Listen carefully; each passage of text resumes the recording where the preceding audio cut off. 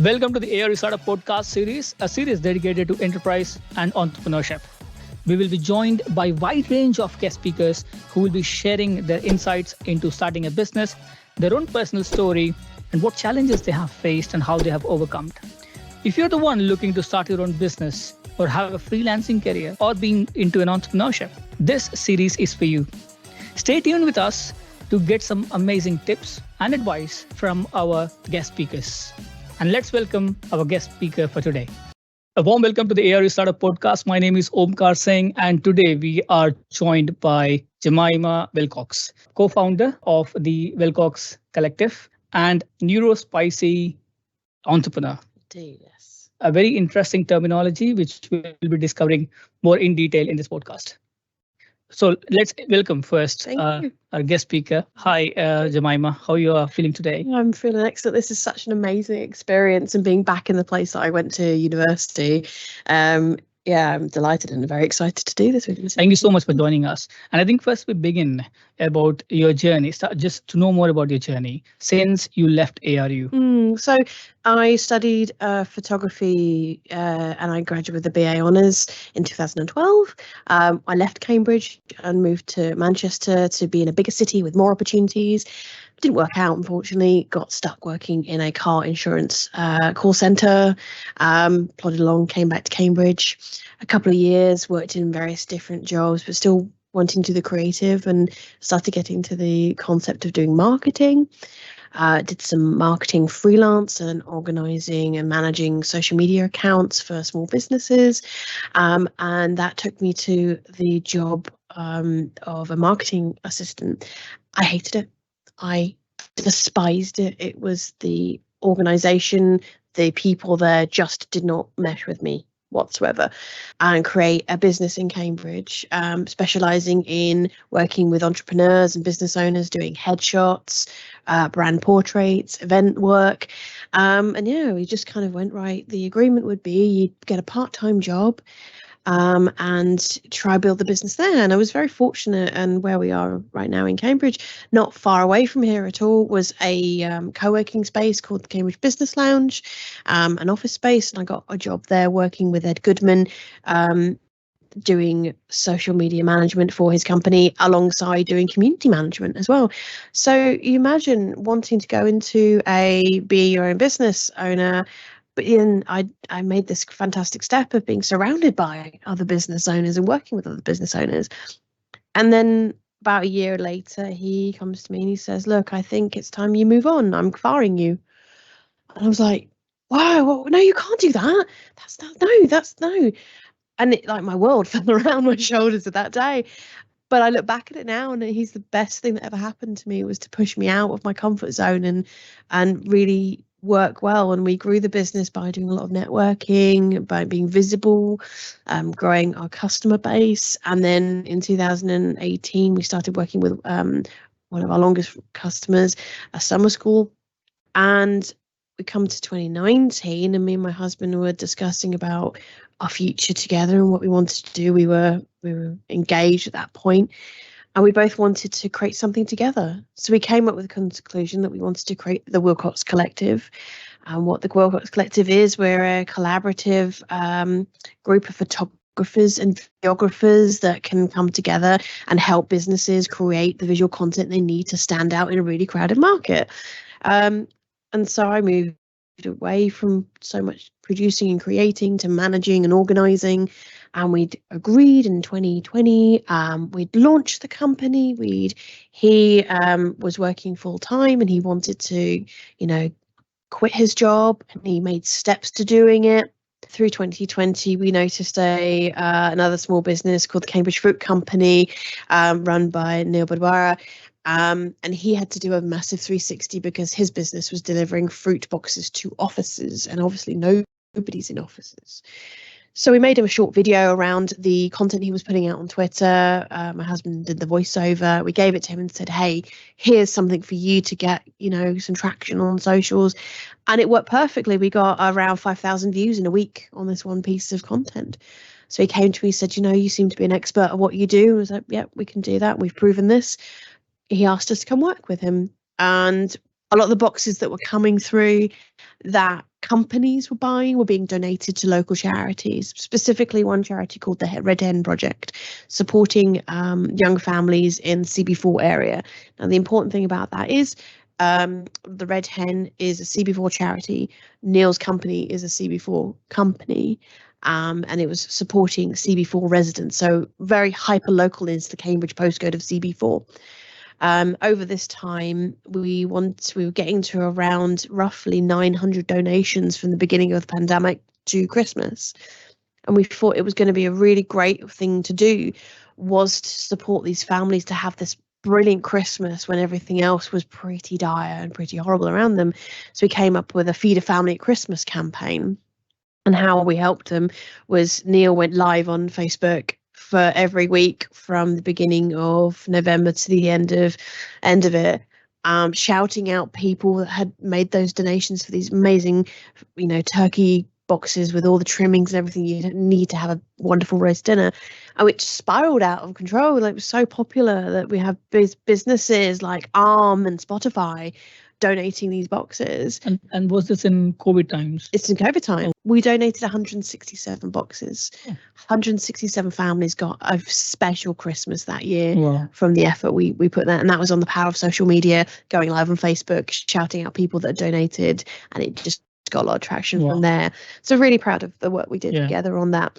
And then when we wrapped up together, I kind of looked at it and I wanted to, my goal in 2020 was to launch the collective, was to start working with larger companies, was to get our creative vision out there and, helping other companies, which we did within Neil. But I was doing the marketing, everything. Now, the collective specifically supplies photographers and videographers to projects, and we manage those projects, and we do the visual content side of it, and we deliver what's needed to be, outstanding in your field to know what's going on with what you're doing. So around June 2021, I'd made the decision I was going to move on and go back and focus on growing the collective, which I did so. And the second thing that was most notable about me working with Neil at the time was using email marketing alone. I helped him generate 25k worth of gross revenue off of just doing the marketing side of things as well. So I was really proud about that. So in 2021, and we were growing the collective, we were testing the concept of sending other members of our team out to events. One of our clients, we were able to carry on working with a long-term client, the summer school, which I mentioned. Oxford summer courses provide a 2-week academic-led course in Cambridge for students around the world to come experience what it's like to be an Oxford, Cambridge or London student, and they are fantastic organisation. They have students, the youngest from 9 years old, travelling by themselves across the world, up to 24. And I've been working with them for gone on nearly 6 years now, and our work includes going to the end of their course. They have a graduation ceremony. It's so sweet. They get given a certificate, and we are there to photograph that certificate being received for their parents or loved ones to show off. We do on-course photography for them as well, so going in to do the marketing stuff, and that started off with me going and doing the photography. In 2020, we'd always kept them in the loop about the progression of us, from me starting as Jemima Willcox photography as a solo photographer, working with them to letting them know about the collective, the growing of the collective. And in 2020, we had about 20 members at this time of our collective. And just to be explicit, the collective are freelancers. We don't hire these people as on payroll. They are freelancers in their own right, but they work as contractors with us. In 2020, they said, hey, you've been talking about the collective a lot. You've been talking about how many people you've got and how we're working. We really love you this year to supply all the photographers for all our locations. Do you think you can do that? And internally I'm going, oh my goodness, wow, that's crazy. Externally I'm going, yes, of course we can, no problem. We can do it. So they were very kind to help prove the content, they were very kind to help prove our concept of the fact that as a collective, we're very scalable. we can do project management and consultancy within our services as well, because we're able to provide this team without having to hire them straight away. So what we did in 2020 was we supplied, I believe it was 15 photographers for 8 weeks for 38 events in 3 cities. And that was all managed by myself. Wow. And I was shooting as well and walking them. So 2020 was like a really monumental year for us to have us realize that the collective is quite powerful for our scalability aspect of things. Running on to kind of this year as well, we've grown even more. We've as we speak right now, date of recording, we're about to wrap up the second year with summer school again. But this year we've grown by a third. That's a third bigger than it was last year. So logged 51 events in 5 cities with about 20 photographers this year. And it's been bigger. So we've had a lot more challenges to overcome. And yeah, the other things that has been kind of fueling my fire is I am neurodiverse, and as you introduced me to, I'm the NeuroSpicy entrepreneur. Now that's just come around because I'm dyslexic. I'm suspect ADHD as well. And I was given an opportunity to have do a speaking event called She's Wired Differently, the Tales of a NeuroSpicy Entrepreneur here at Anglia Ruskin as part of the Arts and Sciences community, which was fantastic. Super well attended, and it kind of made me realise that I've got a story to tell and experiences, and I want to inspire other people. So this year we are carrying on growing the collective. We're now 27 members. I think we're going to have to stop that because I can't manage anymore. We're still growing the collective, but what the collective is going to enable us is to be able to move forward and start the NeuroSpicy Entrepreneur Club.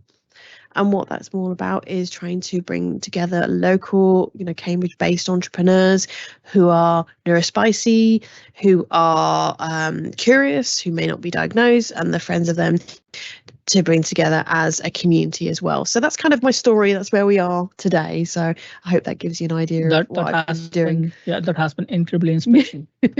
Yeah, that has been inspirational. So I think you have mentioned a lot of things that I have. Just a few questions on. Sure. So since you graduated, you said you were in the job and your gradual transition into a business. Mm-hmm.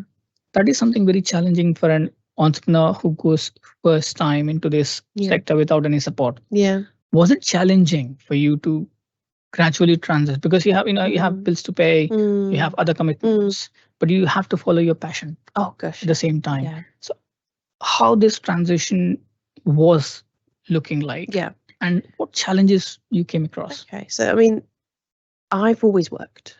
From a young age, my first job was 16, working in Marks and Spencer's doing retail. So I've known I always had to be able to support myself. So I'm always been fiercely independent and fiercely I can pay my own way.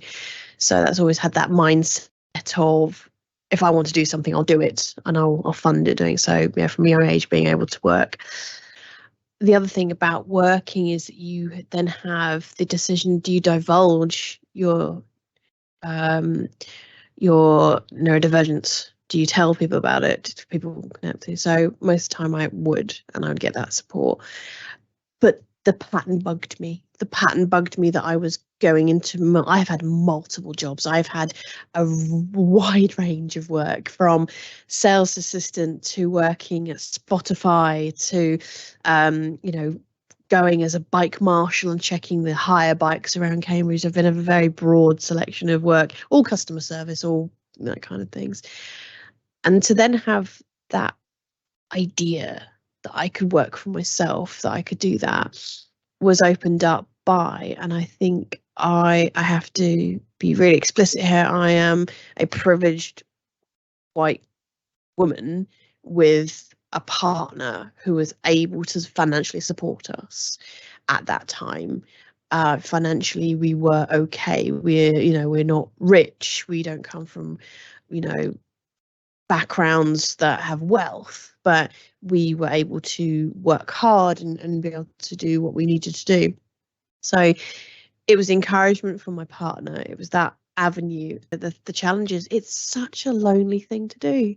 You will unfortunately miss these strange little interactions that you have going to lunch with people, having water cooler moments, standing around the printer, that kind of stuff, because you will isolate yourself. But then that's the kind of exciting part of it is that as a entrepreneur and a business owner, you start building your tribe, building your community, going to communities, picking the communities you want to be part of, that you get a lot out of. And it helps because you're not alone. Yeah. You are not alone. And we find those people, you suddenly have that feeling of belonging. Yeah. And very interestingly, I saw you mention about the intersection of dyslexia, neurodivergence with entrepreneurship. Yes. How do you see this section? So it's really interesting because neurodivergent individuals, and when I talk about neurodivergency, I talk about autism, ADHD, dyslexia, and others, show such great potential for entrepreneurship, mainly because, as I mentioned, our brains are wired differently. We have certain traits, that kind of thing. So, we have strengths such as enhanced problem-solving abilities. Dyslexic people are very much known for being renownedly creative individuals that will lean towards creative endeavors. And they're all advantageous attributes that are great in entrepreneurial pursuits. And I think, there are a lot of shared talents around neurodivergent brains, innovation, visual thinking, attention to detail that contribute so well. And I think the intersectionality is an important thing to talk about because, the MOD did a specific campaign to try attract more people with ADHD and dyslexia to their thing. So we are seeing as a massive advantage because we are people that will think differently. Did your personality traits help you go towards ahead? Was it helpful, or was it something that's stopping you to not go ahead? How was it acting, and how is it different to a normal person not being dyslexic? Okay, so I think for me, my dyslexia manifests itself with things like words. Like us having this conversation now, I have a better ability to express myself within the way that I have a verbal communication. If we were having this text conversation, over time I have got better. Over time I have using tools and areas to help me express myself succinctly. But at the beginning, trying to get my point across in written conversation was really difficult. Spelling, grammar, things like that are my common, things that I'm mostly challenged by. I've noticed over the time, the last couple of years, my co-founder, my husband, has been diagnosed with ADHD just about a year ago now. So that has been a really interesting journey because for me, my neuro divergence started when I was around 2025, and I've lived with it for most of my life. I know that it's part of me. I've found coping mechanisms. I've found a way to muddle through, and it was such fascination for my husband to, in the last year, learn what it's like to have an adult diagnosis, an adult way of understanding it as well. Because you mentioned about your personality traits and how it has helped you in growing in your business. So I was just curious to know whether the dyslexia, neurodivergence, has it helped you in being more creative or more different, or has it been an obstacle? I personally feel like it has made me more creative. It gives me different ideas, and the way that my brain is wired completely differently. I feel like I think differently, visually thinking as well. So I've always been somebody that has been creative. I grew up with parents that would take me to museums and art galleries, and my father did a degree in fine art in later years. And it led me to kind of want to be able to express myself visually. So photography seemed to be the perfect thing. So things I've done in the past, where an example of the creativity that I've kind of got is I love being able to capture a person's personality. So I don't do as much photography these days. But when I have the opportunity to work on personal projects, I will really delve deep into understanding and communicating how we can show this personality in a different way. And past projects have included creating photography and portraits out of brainwaves and cheek cells and making them really, defined. And I don't know, I can't be 100% sure that my dyslexia is the thing that's giving me that indicator or giving me that idea, but I feel very confident that it's shaped the way my brain thinks. It's shaped the way that I maybe think out of the box and be a little more different than an average person. What do you mean by portraits out of brainwaves? So we work with an amazing client called Paula Muldoon. She's a software engineer and the lead in the Cambridge Philharmonic, and she's a violinist. And she wanted to bring her violin to life and kind of incorporate the violin within her portraits. And part of that was to she had this thing called a Muse 2, and it was like a meditation headset, but it was able to export the EEG readings of her brainwaves. We found a way to export this data, and then working collaboratively with my husband, he then took that data and then made them into visualizations. So we converted her brainwaves into visualizations to then include part of her portrait.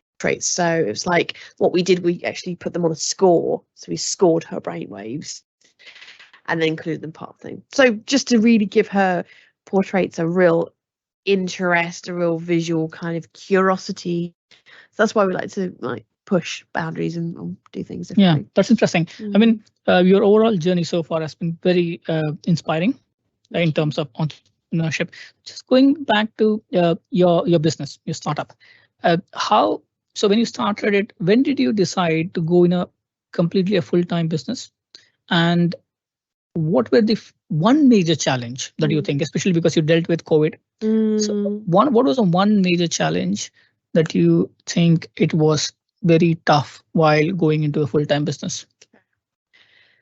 So I built it up over time. So I went part-time and I was working 3 days a week. And then over time, as I grew the business by word of mouth and recommendations, networking was a massive thing for me as well. Networking was huge. I would spend 4 to 5 days a week, evenings, being out and networking and being around. 4 to 5 days. Evenings. So 4 or 5 evenings a week. Evenings. Yeah. Wow. Going out and being there and networking. It was funny because there was a running joke sometimes. Malenka, who I'd go spend time with, we'd be like battling to see who had done the most networking events that week. It was just silly. Oh wow. Yeah. It's free food most of the time as well. But the kind of tip came where the part-time job I was working in was giving me no joy. I drudgery, just I didn't want to do it, but it was kind of thing. But it was one of those things where you look at the numbers and you go, okay, so we know the summer school may come back again next year. Yeah. We're going to get that work. Okay, what other opportunities are we doing? And this is before the collective came into mind. This is before that happened. And it was like going back right at the beginning of being, taking that leap. When Ed said to me, like, I'm going to change your life now. I'm going to make changes. You got to do this. It was taking a leap of faith and making that decision of that's what's going to happen. That's what we're going to do. The barriers were the fear.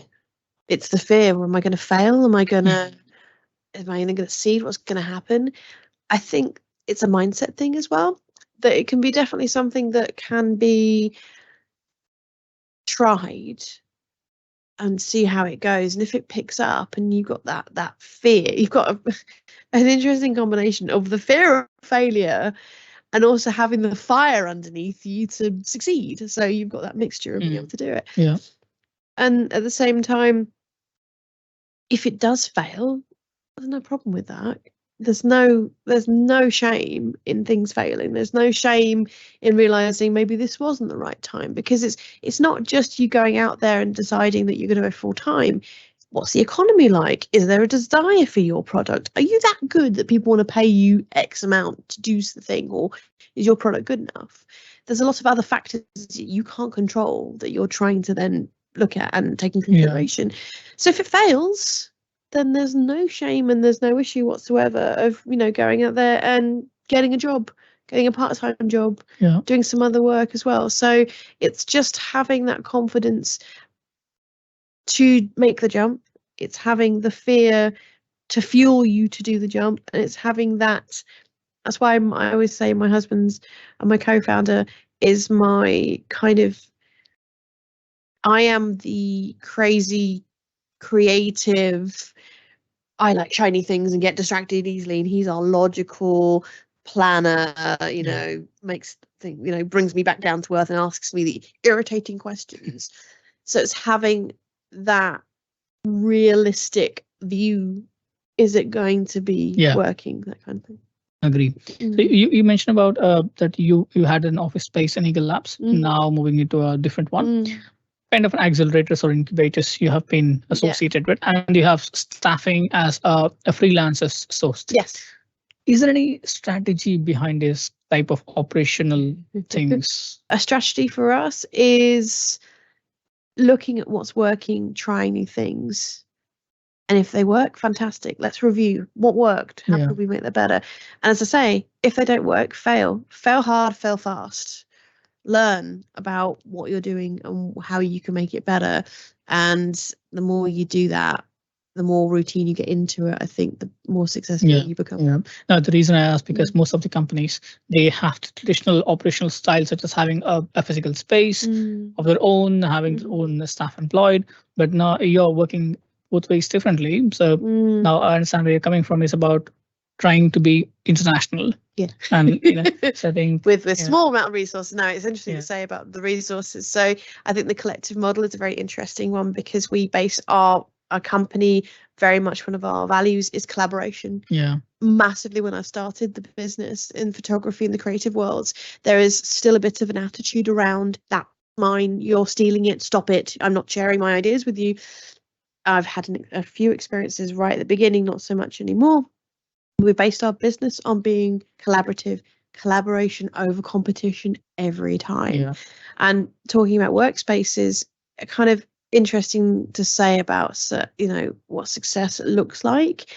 I think you still can be successful working from home, but we like to be able to kind of progress further. And one of our progressions and our markers of success was moving into Eagle Labs in 2021, and then them being so supportive and giving us the opportunity to collaborate with them, to do the studio space, to have that space, to bring people in.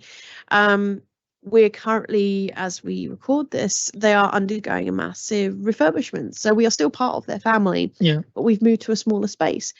This has actually given us the facility to test what it's like to have our own office space, our own studio, and we're going through the next couple of months to see what that's like. And it's super exciting. Also, quite terrifying, because it's me by myself. So we go back to the being a bit isolated, but there are methods and things. But I think with regards to how the world is now, hybrid working is something we're all going to be doing a lot more of. Moving around different places, I think that's one thing that I want to achieve with the collective, is having the facility. So as we are now heading to the conclusion, we would like to know some tips and advice for our aspiring students and graduates who are interested to go in entrepreneurship, but facing challenges or just thinking of it, maybe at a pre-ideation stage, who are struggling to find a space to come out of their whatever they're doing, a job maybe, and follow their passion. So what tips you would like to share with them? I think there's a very interesting thing to say around the intersectionality of your passion, what the industry wants, and making a business out of something as well. So kind of looking into that is important to see if your idea kind of floats. Is it oversubscribed? Are you giving something unique? That kind of thing. So asking around for opinions is great. I think it's very important as well to get real world experience. Like a business like mine, we're looking to expand internally now. So we want to bring on marketing people, operations people, salespeople. And I think if you are considering doing a career around entrepreneurship, being at a beginning stage to get experience from other entrepreneurs or other businesses. As we sit in Cambridge now, we are the center of the tech universe. There are so many startup companies around us that I really believe strongly that getting experience and asking for that day in the office to see what they do is how people are going to, because realistically we see quite shiny media versions of what an entrepreneur is. Let's get a bit more realistic ideas of what it's like to be working in a business, because if you're looking to grow an own business, go see what one running is like, go see what it happens to do, go get into the nitty gritty. And there are many businesses like mine who would adore somebody to come in and give us a hand about experience and giving things. So that would be my suggestions. Thank you so much for your suggestions. I'm sure our viewers have found it very useful. Thank you so much for joining us today. And that was the end of this podcast. Ladies and gentlemen, this is Omkar Singh signing off.